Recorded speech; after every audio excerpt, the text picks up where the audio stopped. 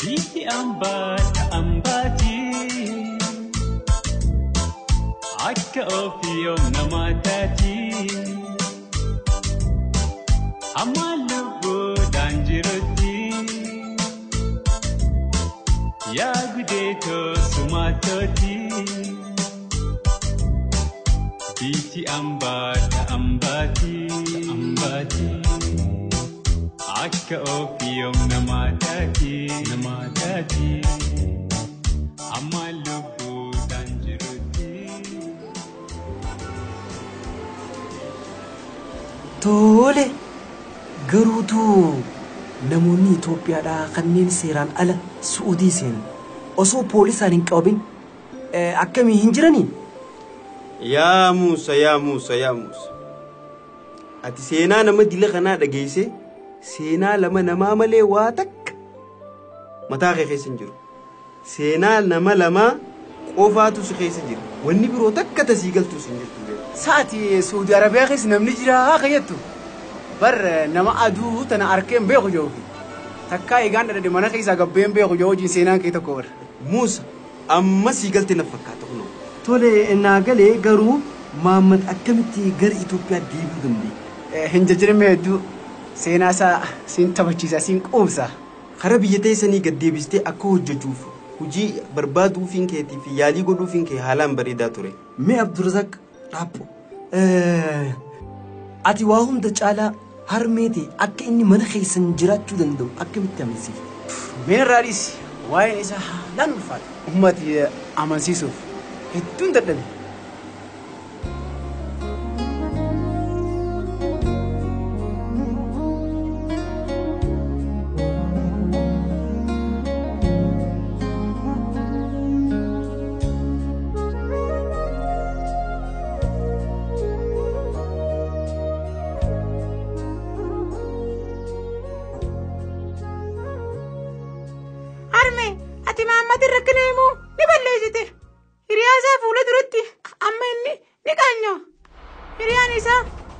Nurraa usatis waan hin taane dubbatiniiti.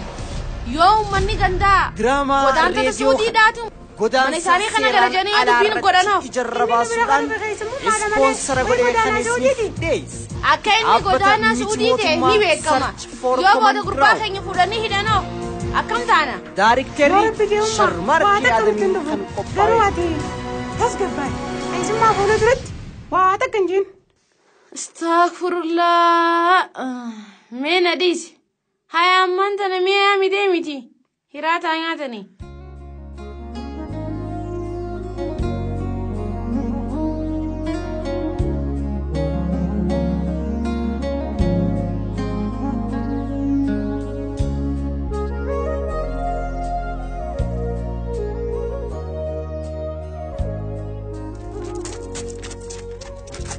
Muhammad dhaabbadhu maaliif akka jeeta makiinaan deemu jirtaasa? Wanni ati jettee dhugaadha ankara biyyaa deebi'uu irra naawayya. Dubbii haadha tiyya takkaati arte naa galee jira garuu haati tiyya bar nama gaariidha bar. Ani keessummaadha sababa kiyyatti rakkoon akkasii akka geessu hin barbaadu. Waanummaan ta'e jette immoo dhaga'uun dirqama kiyya. Ati keessummaa kiyya haala kamiinillee taanaan asitti an sin dhiisu bar. Mansuur ummaan isi yoomti hiraanni qophaa'ee jira hottaa nyaaddaa isiriin jetti.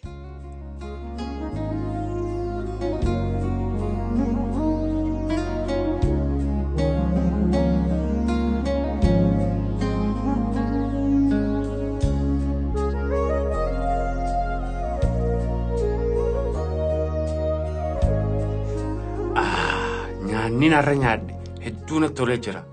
Inumaa harmeetii kana yaadachiisee. Nyaata nyaattee rabbi nuura si haa godhu. Akkuma mana keessan jirtutti yaadi amma booda. Nyaatanii kuftanii yaa ilmaan koo nyaadhaame. Ummaa rabbi si haa jiraachisu. Maamad rabbi si haa jiraachisu. Maamad dhugumatti ati amma nyaata kanarratti haadhumatti yaadateessa. Haadha Mansuur galatoomii hedduun isin jeeqeemi. Dhiifama naa godhi haa? Yaa ilma koo akkanan jeeni awwaniin hin dubbadduuf bar ummanni dallaalota akka rakkoo nurra hin finne jeeti bar. Isinin galatoonfadha haadha Mansoor. Isinitti akka rakkoon finneef yoon hin deemee. Hiriyaa ta'uu keenya ni irraanfatteessa akkasii miti. Boru anaafisiifis dalagaan hin barbaada. Ati maal taateeti isaa hojii barbaaddaaf eenyuma taanaan namni takka illeen hojii isin hin naqu. Yaa harmeetiyya ati waa'ee kanaa anadhiisi. Boru anaas ta'ee isaafis anaatu dalagaa baasaaf. Dhagaa ba'achuullee waan taane numan hojjedha. Saayiba kiyya an akka ati dhagaa baattu barri hin barbaadu. Duuba akka maal hojjetu barbaaddeefaati. Ati barsiisaadha moo abbaa taayitaati? Mee maal hojjisiistanuu himi ati waan isaa barbaaddisan? Ati ofii keetiis hin baranne ogummaa taatus hin qabdu calma jetteetuma firraa akkasii dhufee haasoyta. Yaa harmeetiyya waa'ee isaa anarra dhiisme namichi tokko lafa qonnaa qabu nama lafa qotuuf barbaadu jira jennee achi dheeneeti lafa san hojjenna. Qonna jettee rabbi sin yaa godhu.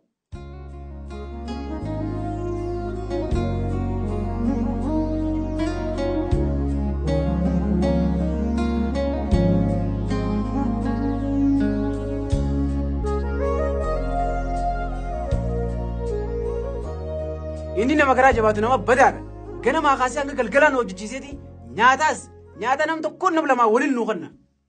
Ish maali jiruun akkana? Yaa Mansoor sababa kiyyaan cinqamtee atis rakkoon sirra gahaa jira. Ati kamaallaqa jetta hiraanin nuun geenye. Abbaa qonnaa kun nama badaa nama waa namaan quudine. Amma nu yaasi dalagaa biraa barbaadannaa wayii dalagaat nuuf geessi funyaanii naaluu baatu. Dhugaa keeti kana dhiifnee deemna. Garuu bakka biraa dalagaa yoo harkannes ati si naqanii anan naqanii. Atis akkuma ummaan tiyya jette jechuun jirtaasa? Mee amma akkaan jeeti? Namichuma badaa kana biraa deemneeti dalagaa biraa suuta barbaadannaa waan nu yaasime.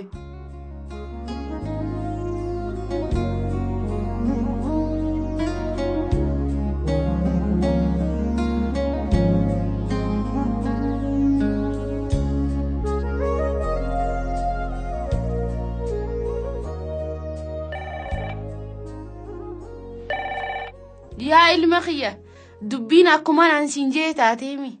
Karaa biyya isaatti haa deebi'uu siin hin jenne.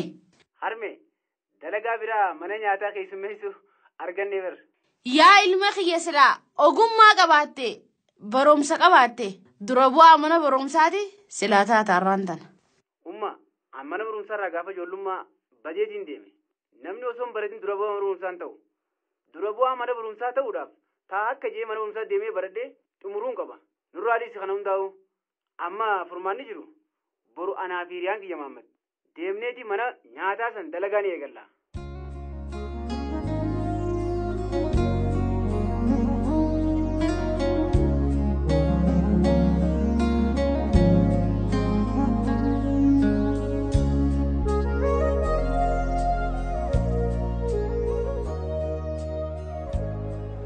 Nyaata bilcheessuudhis shunkurtaa fi kuduraa cicciruun beeku bar. Mahammad dalagaa tana argannee jirra. Abbaa manaatti akka ati nyaata habashaa daleetu itti himeetiin jira. Akkam jettee itti himta akkan an hojjechuun beekne osoo beektumoo. Ati amma dalagaa tana ifumaaf itti ulfeessin. Timaantimiis ta'ee shunkurtii waa xiqqoo gooteetuma ciccirtee waliin neetii hojjechuuf shaakalta. Yaa Mansuur kiyya akkamitti akkaan hojjedhee keessaa boo ani hin beeku garuu. Ana na dhagaye amma waan siin jiru. Nuti ammaan tana qarshii waa xiqqoo argannee deemuu miti. Gara jabeenyaan dalagaa seennee dalaguudha. Tolee gaa eega jetteefuu nyaata bilcheessuu har'umarraa hin eegala. Laal saahiba kiyya akkanuma yaadi ilaalate akkana godhuu qabna. Arraboota gaa maqaan kiyya Mahammad Tabbaa kanaan jaani Mahammad Tabbaa gajiina yaami gaa.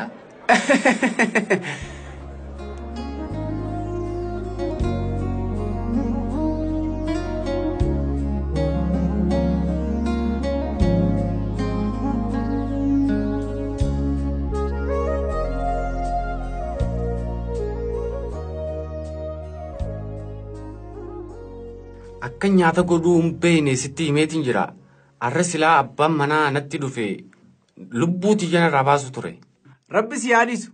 Ati namni soogidda waa xiqqumatti dhaga'inaan hartoon guutuu fuutee hodhadhaa ittiin isa. Nigaa arraboota nyaata bilcheessuu dhiisi nama nyaata bilcheessu birattu hin dhiyaadhu. Yaa hiriyaa kiyya Mahammad nyaataas dalaguun beektu. Mee amma nuyi asii biraa dalaguma biraatiin si barbaada. Dalagaa biraa ni barbaanna ammas nyaatuma bilcheessuu natti hin ta'in. Laal saahiba kiyya Mahammad agartaa mana rifeensaa fuuldura kan jiru kana agartaa? Mana rifeensaa kana seenteeti daleeyda. Amma booda mana rifeensaa akka ajaa'ibaatti akka ati daleeydus abbaa manaa dhaqee anaatu itti hima.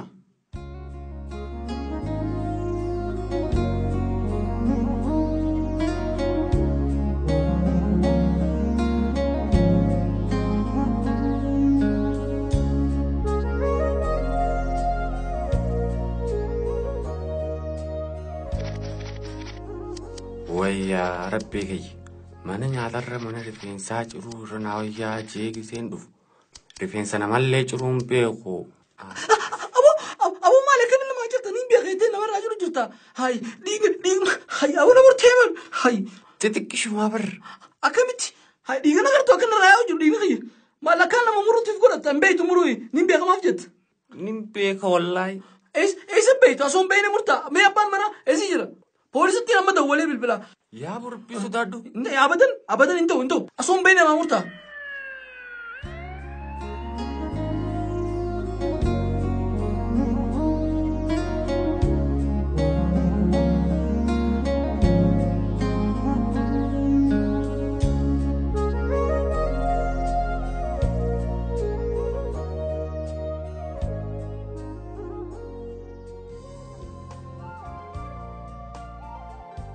Yaa saahiba kiyya Mansuur gara biyyatti akkaan deebi'u nan murteessan mana murteeti. Haati xiyya osoo hin deemin dura si gaafachuu barbaaddi. Mee haadha xiyya dubbisimee hoottu.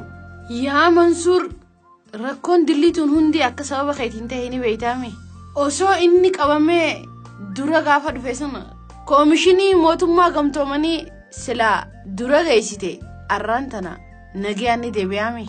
Yaa haadha Mansuur wanni isin jettan guututti sirrii ture. Ani immoo haasawaa Mansuur dhageechi rakkoon dilli kun kanarra ga'e. Anis kaniin akkana godheef rakkoon dilli kun akka uumamu je'eetii miti.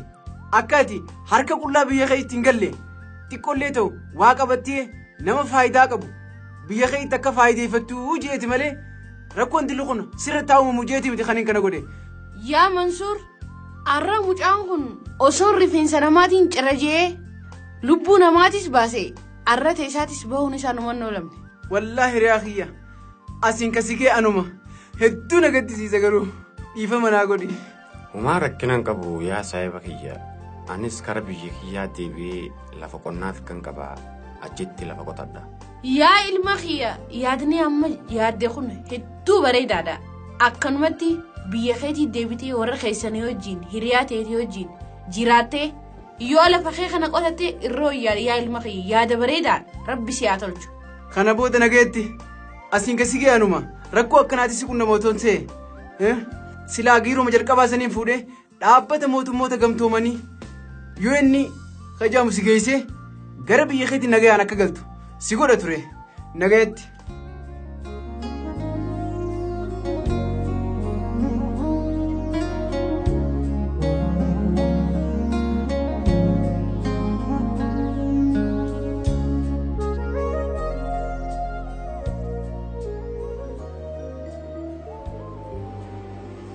Ammoo haati ta'e waan jette hundi dhuga. Mahammaduuf cinqamuun si sirriidha. An waa takka hin jenne garuu hiriyaa kee Mahammad hedduun jaaladhaa bara. Yaa Mansuur ati hiriyaa kee jaalachuu keetitti akka qabamee karaa Itoophiyaa galu kan goosiftee ati. Yaa Mansuur jechi ummaa teetii dhuga. Nama baratee fi nama hin baratin takkan se'in guyyaa fi dukkana jechuudha. Silaa barattee jiraatte biyyatee keessatti akka ajaa'ibaatti dalagatta turte. Barnoota dhaba akkana biyya namaarra kan isin oofaa ture. Jechisi sirri. Ani waan hiriyaa kiyya Mahammad irra ga'e yaadadhee hedduu na gaddisiise. Garuu godaansi barbaachisaa akka hin taane na hubachiise. Boonurraa dhiisi. Kuni harka kannuudha. Ati godaansa abdii hin qabne kanaaf harka kannitee jirte yaa'u. Wanti ati dubbattuun dhugaadha. Muusaa godaansa seeraan alaatti yeroo teetii fi umrii ta'e akkan godhu. Isi wanni naa hubachuu qabda. Rakkoon namoota takka irra ga'e سرني جهاج الدنيا ما نفويت أكو مسايب يكيبون الراب ريدا برا جايبا ريسان جهنا جيت منصور نجيت تولي سينار مارك قربو هيدوس قلت الفنان قلت ونرن عبد الرزاق أكم يعني وصوت جندمو دابوها قلالا نسسقليدا علي أماني في محمود الحندي إنديسان تاتوتا اسكندر الريوان gargaartonni taatota godaantota Itoophiyaadhaa kanneen Yemen keessa jiranii kan isiniif qophaa'edha. Daariktarri Sharmarkee Yaadanii kan qophaa'edha. Qopheessaan waliigalaa mana muuziqaa Yemeniin kan dhiyaatedha. Waan nu dhaggeeffattaniif galatoomaa isin jenna.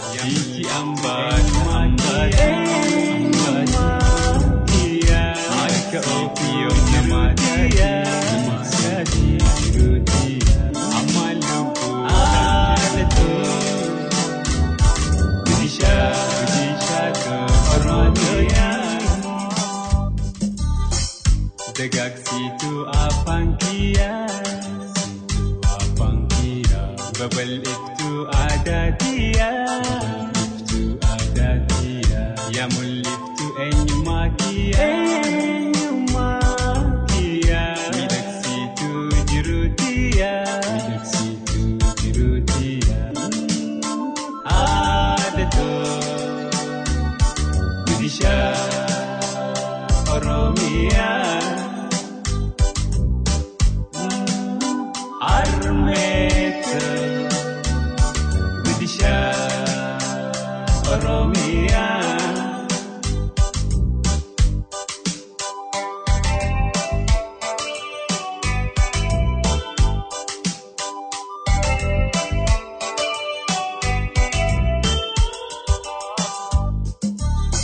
Gammachu lempagate narra Ganjiru pagate sirra Yani kewan bulchu halku Amman dupe jansi arku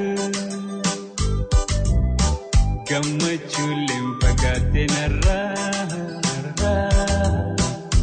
Ganjiru pagate sirra Yani kewan bulchu halku Amman dupe jansi arku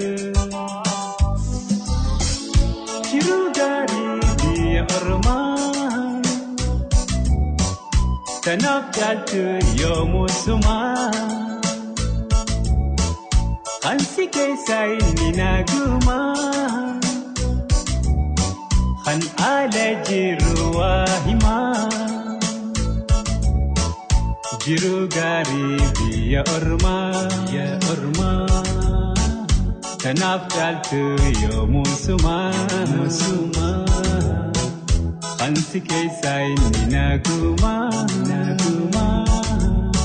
Kan ala jiru wahima Dagaksitu apankia Babal iftu adatia Ya muliftu enyumakia Midaksitu jirutia Adato Gudisha Oromia Armeta Gudisha Oromia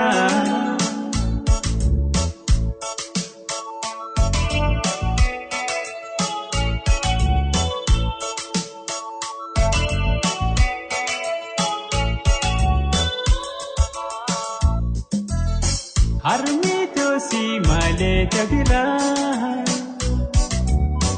Inha min le hanga arra Si artupin hawajira Garusin yom wala garra Armeto si male tabira إن هوينا هنجا أرى سياركو فين هواجرا